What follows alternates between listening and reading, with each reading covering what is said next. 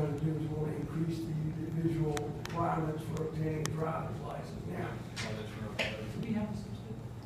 It's a line amendment, Mr. Chairman. I'm happy to read. Please.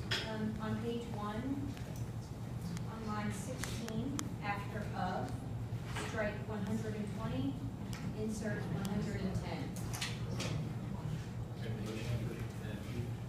Mr. Chairman, I would move that we accept that line amendment and bring it forward to the committee. Second.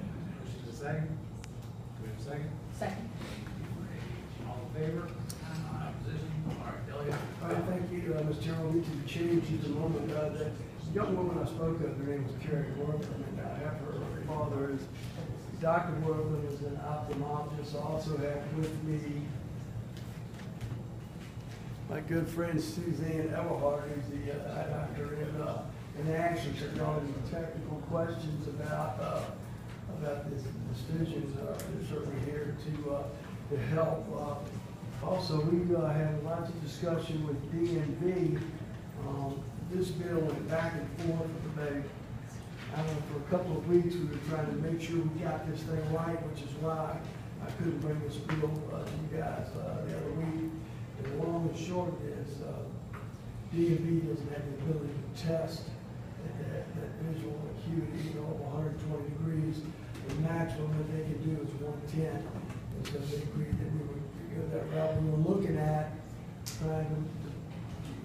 maybe 140 degrees, because they don't have they have the ability to test that, but in their view, that was going too far, would impact a lot of drivers who actually can see well enough to drive. As a result, we ended up selling on 110 degrees. Now we have some folks here from DMV. Ms. Ford was obviously big help. So anyway, and they're all supporting the bill. If you would like to ask some questions of DMV about that, That's the perfect time. Do any members of the subcommittee have any questions for the patient? That we're moving from 100 degrees to 110. And 10 degrees and 360 doesn't seem a lot, but is the issue that if we went to a higher number, there would be a fiscal impact because DMV would buy new machines to do that kind of peripheral vision test? The short answer to that is yes, but Ms. Ford, would you like to respond to that, please? Good afternoon, Mr. Chairman, members of the committee. Nelson Ford, Assistant Commissioner for Driver Vehicle Data Management Services at DP. Thank you. The issue that we're attempting to address is the visual field for drivers. Currently, the visual field requirements in the code are a minimum of 70 degrees, and if you're within 70 degrees visual field, horizontal vision, and 100 degrees, those are individuals who are restricted to daylight driving only. If you are above 100, then you are unrestricted. It would drive day and night. If by raising the visual field requirement to 110, that means some individuals who were previously unrestricted are now going to be restricted to daylight driving. And so we explored changing those visual field requirements. And so the impact would be on, there may be some drivers who are currently restricted to daylight driving only that could be suspended depending upon what it's changed to. And so that was part of the discussion, and I think where we landed is certainly a good place to look more at what's going to be required. Thank you, Mr. Chairman. Do we have anybody who'd like to speak in favor of the legislation? Okay. Thank you, Delegate Fowler. I'm Ed Wortham, do pediatric ophthalmology and adult strabismus, double vision, poor vision, and I do this pretty much daily. And I speak on behalf of fellow ophthalmologists, eye care professionals concerned about who should drive and who shouldn't drive, as well as a parent wanting the road safer for our children. Just so you understand what visual field is, it isn't just central vision, that is your ability to read and write on an iPad, it's how long you see out to the side. Indeed, if you're driving at speed and you have a poor visual field, you'll miss a lot to the side. You may miss the bicyclist training for her marathon. That was my daughter on a country road, 26 years of age, hit by a gentleman with one eye, with only one eye and poor visual field, driving at speed. Now, he didn't see her, in his own words. He saw and drove with seeing the white line and the yellow line to the white line. So these people are out there driving. Yes, we want them to drive if they're safe, if they meet the criteria. This is a simple ticking up of the standard of visual field for those people with really good central vision, but we want their visual field to also meet an adequate criteria. I, like you, want our road safer, and I appreciate what you're doing here, and certainly would like your vote on this. I would also like to engage you in a simple experiment at the end of the day. Please pass this around. It's a visual field test. This is current standard for one-eyed patients. I would just ask you, because it's a really good exercise. 70 degrees. Put this over your one eye, close your other eye, and walk out of this room. And that is what we allow one-eyed patients to drive on our road. Try to get around these chairs. Try to drive at speed on the road with this. I've got a bunch of these. And they're all set at 70 degrees. We have a question for you, sir. I just Please. I just want to tell you how sorry you are. Thank you. No. 13 years ago today, my daughter was killed in a car accident, and I know what you've gone through, and my sympathies. And Yeah, thank you. It's not a club that we wanted to join. No, No. it's not. Well, let's not let it happen to others, but it would be great if we let the group try to, if you want, at your own pleasure. Any other questions? Dr. Everhart. Dr. Walker. Dr. Everhart. Thank you. Thank you for having me. I'm president of the Virginia Society of Eye Physicians and Surgeons, and of course, we're very interested in this topic, and we want Virginia highways to be safe, and we never want to see this happen again. So, in the last year and a half since this accident occurred, we looked to ways, with the help and support of the DMV Medical Advisory Committee, and I have to say, Commissioner Holcomb, your staff has been fabulous. We've already tightened up the reporting requirements on the physicians who report to the DMV of patients who are not safe. Now, I just wanted to make you aware of a couple of facts to date. Presently, we have 31 states in this country who have standards that are higher than ours for visual field requirements. Of the states who require a visual field assessment, we rank 4th from the bottom. As a citizen of the Commonwealth of Virginia, I expect more from us, and I think we can do better. Now, I am a fiscal conservative, therefore I don't want to increase the budgetary requirements for this to happen. They can test to 140 degrees. I say that we do put together a study and come up with scientific evidence supporting why we would want to change our visual field requirements. I don't believe that it would change the status of a lot of drivers, because most drivers who have a limited visual field to date are older drivers, and when we ask them not to drive, they don't drive.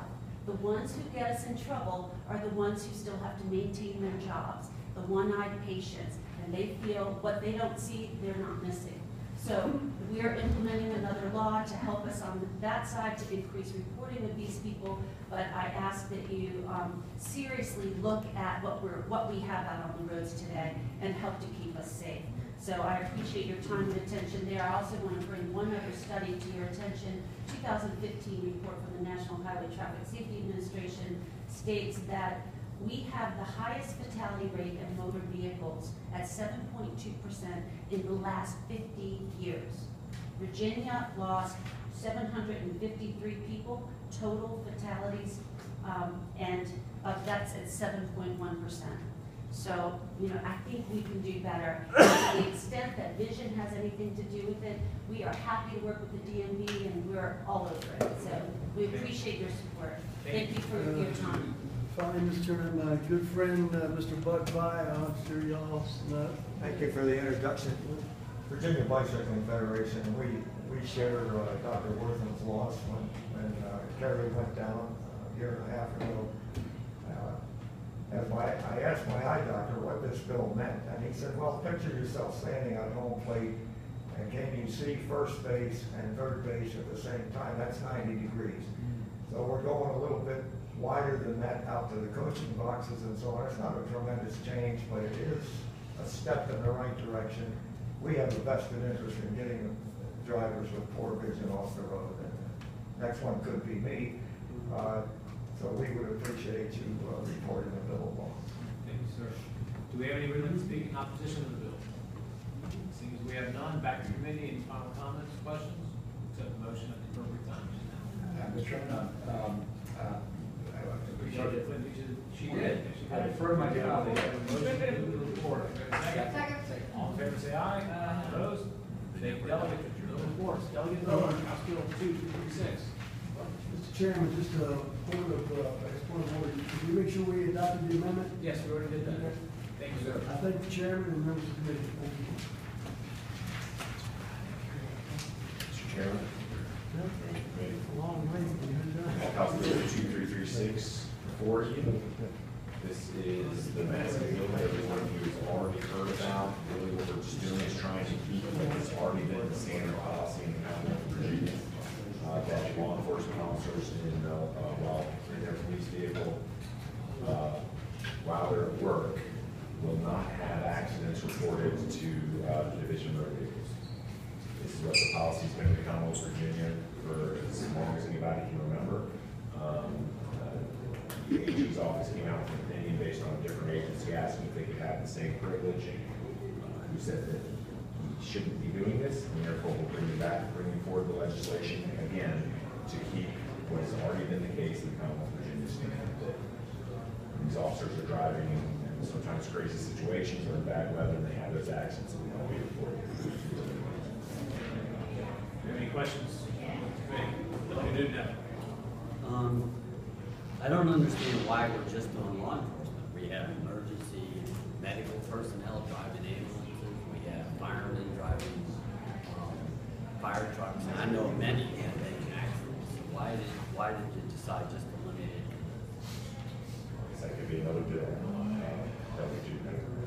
I mean, but there was no specific reason. No, there's no specific reason. I don't know that perhaps they were included previously, and they had. Yeah, it's just been long since there we go. It's just been long. So again, so obviously they're perfect. Since now that I know the information, so I did not know that was not the policy of the Commonwealth previously. Delegate Carr. Mr. Chairman, what are the statistics on how often this affects officers? We know that the Well, data it that- has not affected officers because it's always been the policy of Commonwealth of Virginia, these accidents are not reported to the Division of Motor Vehicles. Again, this is to fix a decision by the Attorney General's office. And and the Attorney General's office doesn't post legislation, they just say, oh yeah, this is the problem, you better put in legislation to fix it. I don't have statistics on how often a law enforcement vehicle is involved in a crash, but keep in mind there's, it's basically a police officer's office. They're always on the road, and they have to be on the road whether the weather's good or bad. They have to respond quite often very urgently. It may not be a type of police call that they have to respond going code, but they certainly, and our public wants them certainly to respond very quickly, as quick as they can within the law, and accidents happen. And obviously, based on this type of line of work and the way they do their job, just because it's an icy out, police officers have to be out. Other people don't always have to be out. They slowly slide into a tree, damage the car, they have to do it, not damage to a car. That shouldn't go, to the DMV and let their insurance say, oh, he's had another accident. Let's put this, let's raise the rate on his insurance, on his personal insurance, and that's what we're trying to do.